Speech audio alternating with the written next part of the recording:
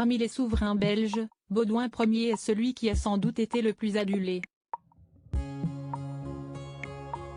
Durant tout son règne, il s'est efforcé d'être un roi moderne, en phase avec son temps, efficace et utile. Mais Baudouin Ier est un homme mélancolique, surnommé par la presse le roi triste. Et pour cause, son existence a été marquée par une succession de drames intimes. Né le 7 septembre 1930, il est le fils aîné du prince Léopold et de sa femme Astrid de Suède. Alors qu'il n'a pas 4 ans, son grand-père, passionné par l'alpinisme, meurt tragiquement dans un accident d'escalade dans la vallée de la Meuse à l'âge de 58 ans. Son père est alors propulsé roi des Belges, sous le nom de Léopold III. Un an plus tard, sa mère, la reine Astrid, meurt dans un accident de voiture.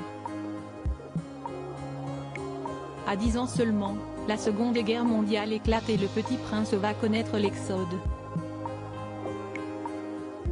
En juillet 1951, après de nombreuses tempêtes politiques, son père Léopold III décide d'abdiquer afin de préserver l'unité du pays et fait de lui le roi des Belges à seulement 21 ans. Alors que tout se voit en lui un homme solitaire, désintéressé par les questions sentimentales, certains murmurant même qu'il pourrait rentrer dans les ordres, une rencontre arrangée pour lui trouver une épouse est organisée. Un roi célibataire qui vit toujours au domicile paternel n'est pas envisageable. Il faut rapidement lui trouver une reine et assurer la descendance. Par chance, celui qui se fait appeler désormais Baudouin Ier tombe amoureux de cet aristocrate espagnol qui a été placé sur son chemin. Ils sont tous les deux convaincus d'avoir trouvé l'âme sœur.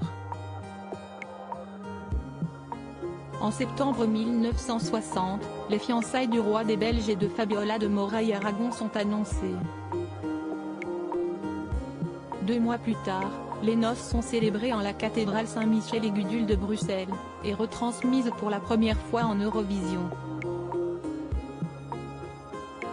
Fabiola a fait appel au couturier Cristobal Balenciaga pour confectionner sa robe de mariée.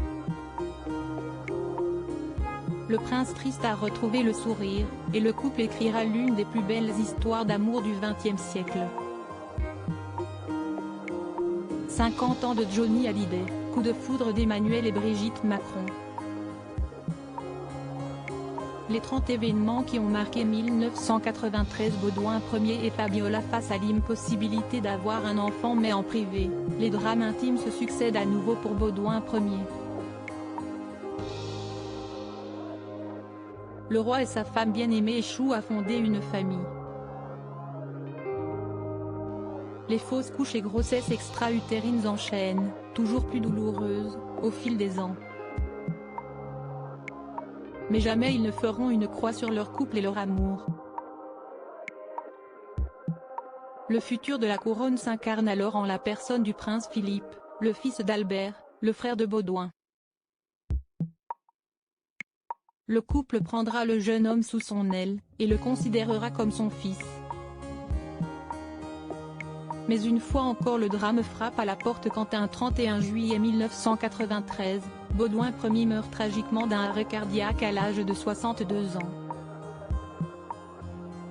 L'émotion est grande et des milliers de Belges convergent vers le palais royal pour déposer des fleurs et des bougies en hommage à ce roi tant aimé. Après 42 ans de règne, sans postérité, siestit son frère, Albert II, qui lui succède.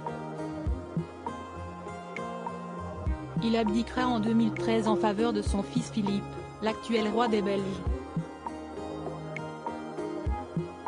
Crédit photo, direction artistique Gala.